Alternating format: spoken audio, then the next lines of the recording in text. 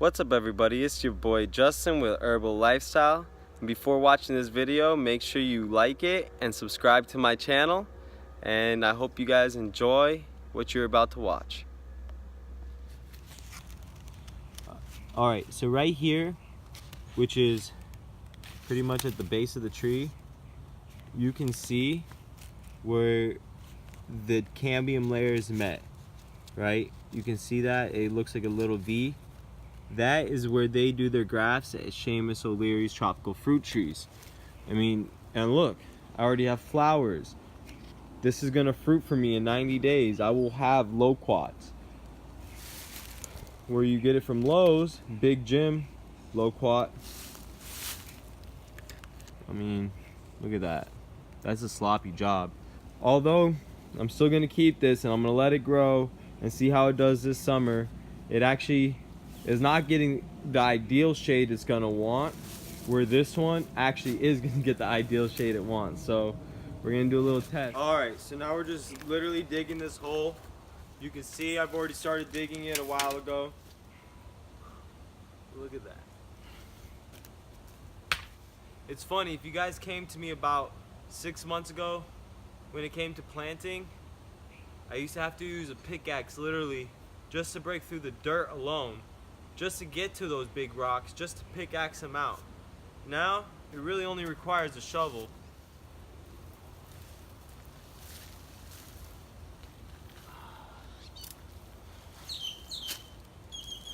See that? We don't need this.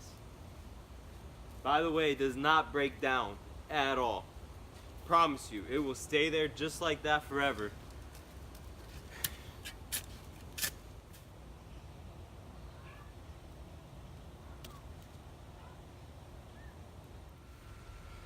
Alright everybody, so we have our hole dug, we have our soil ready inside the wheelbarrow. Now we need to amend the actual hole itself. So what we're going to do is we're going to kind of break away at the edges of the hole so it's not so clean and it looks a little bit more rough. So that's the first thing we're going to do. So just get something like this real quick so you can just kind of roughen up the edges.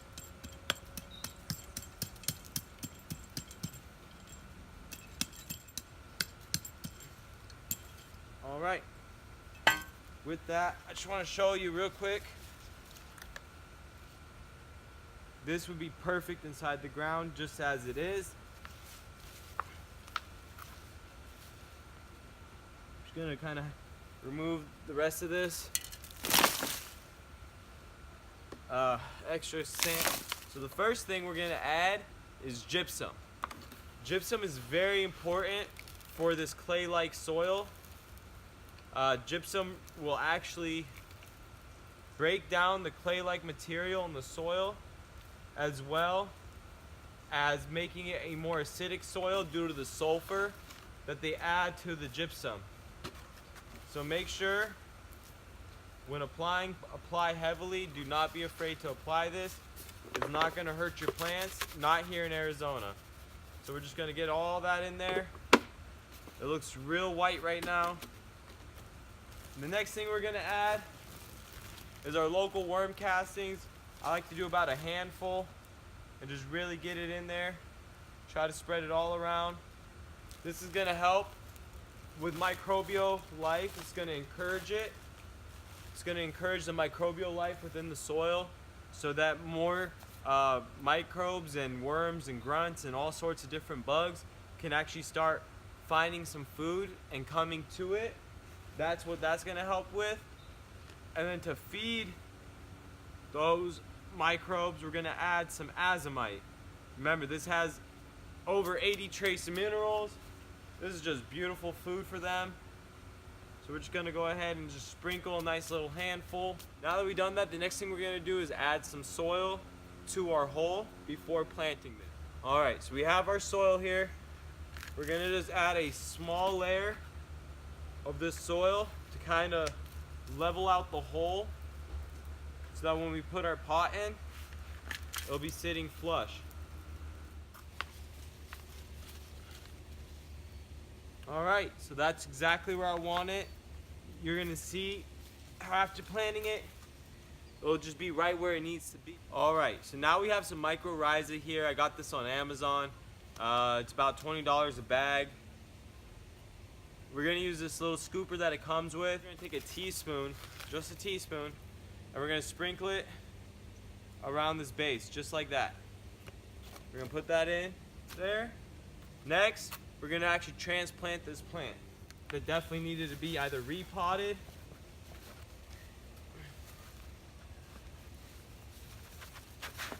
there it is.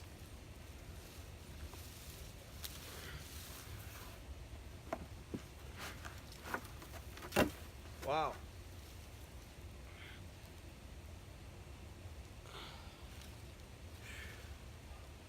So real quick, we're just gonna kind of use its old stake.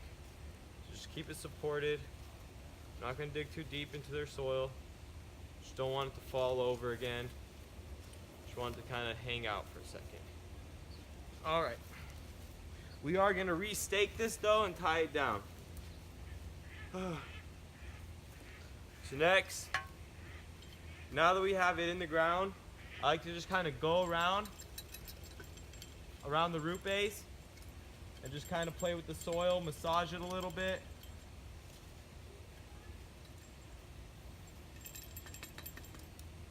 Especially when you have a root ball that overgrew its pot size. If you overgrew your pot size, you definitely want to massage it a little bit.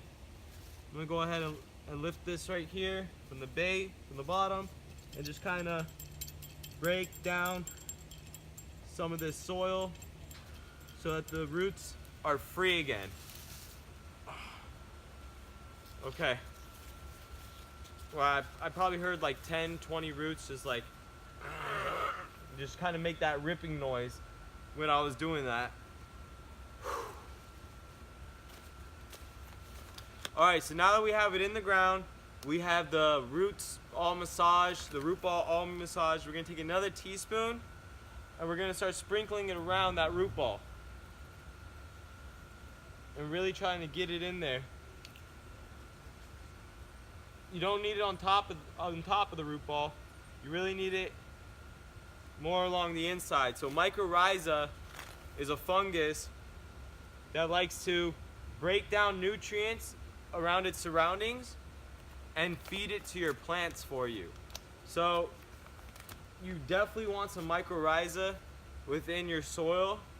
There was actually mycorrhiza within this pot alone. I saw, the spider web effect created within this pot. So that's how you know they're just doing really well as Seamus O'Leary's. This one again is a little bit older and needed to be repotted or put in the ground. So I was just glad to take it off of his hands to help him out with it.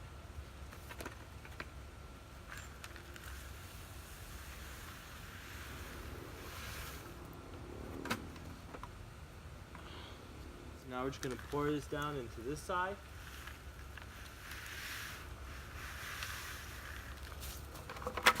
Plenty of soil. You're actually just going to go ahead and spread that around, give some love. Go ahead and pack it down a little bit just to establish that the tree is going to start living in this spot. I'm actually going to go ahead and cut away from the graft after I'm done planting this because I don't want the root stock growth to come. I only want the grafted stock to keep growing. So that'll be one thing I do, is I will clear away this bottom layer. I'm going to stake it just like, don't want to really mess with the root ball too much, but I guess we're going to. Going in right about there, and we're going to tie this down. I'm going to show you how I tie down my trees in specific. You may like my advice, and you can definitely use it. Alright guys, so the one thing I really like to use is jute string. One, because it's compostable, and two, because it's not going to do any harm to your plant when tying it down. So the way I like to do it in specific is first, you make a tie around. We're going to do a tie right around the base of the stick that we put in the ground. just like that. Next, we're gonna go ahead and go around both of these. So I want them both to stay on, and I want them both not to really move too much. And we're gonna tie a small knot. We're not gonna choke out the trees. We're not gonna do anything crazy. Just kind of give it a support. Just like that. So now you can see these branches aren't going anywhere. They can still move really free and happily. Just like that. Is we're gonna add a little bit more of the worm castings.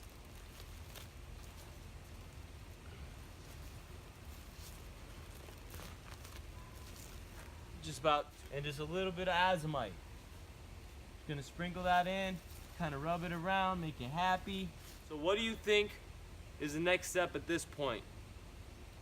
It's time to start mulching, baby. A small layer of mulch. That's perfect. Right there, guys. That's as much mulch as you need. I hope you know I'm joking. Alright everybody, so I have this nice bag of mulch right here. This is locally collected. I got this from a landscaper. You may find some junk in it, but that's okay. You just kind of pick it out. No big deal. All this is awesome. Look at all that. So we're gonna go ahead and spread this out. Start laying it around. It's nice and hot.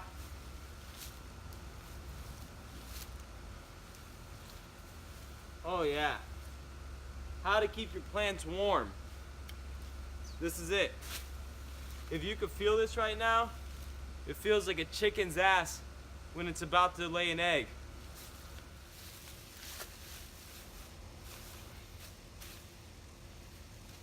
Alright everybody, so now that we have it mulched, it's time to get to watering.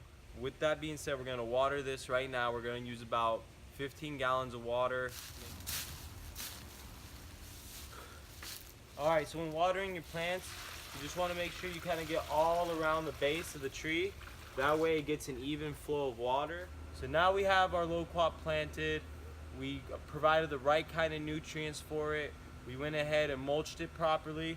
And then as well as we watered it with the correct amount of water. We did about 12 gallons of water for this 3-gallon pot.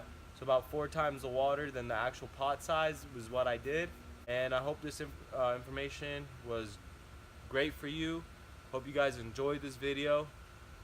Make sure you like this video and subscribe to my channel and share this video with all your friends so we can have more people get aware of the growing abilities in Arizona. Get out, guys, you know, do it for yourselves and get into this. I mean, growing your own food is important, and I recommend more people do it so then we can begin sharing with each other.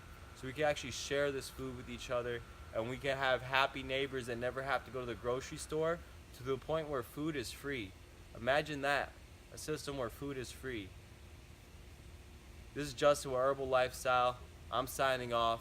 Have a wonderful day, guys.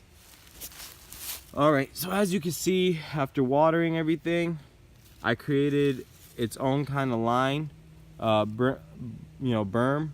It kind of created its own little berm here. You know, you see that from watering it, the water went down, and that's kind of what you want to create. So it kind of created its own natural way of separating the mulch from the actual base of the tree. Even though it may be touching, you don't have to worry here in Arizona. So this is how you plant a beautiful loquat tree. Again, this is from Seamus O'Leary, and this is from his last season. So this is actually old and should not have been in a 3-gallon container. But you know, I like to take things off people's hands and plant them myself so they can actually live and thrive. Again, loquat from Lowe's, loquat from Seamus. Which one would you want? Alright guys, have a wonderful day.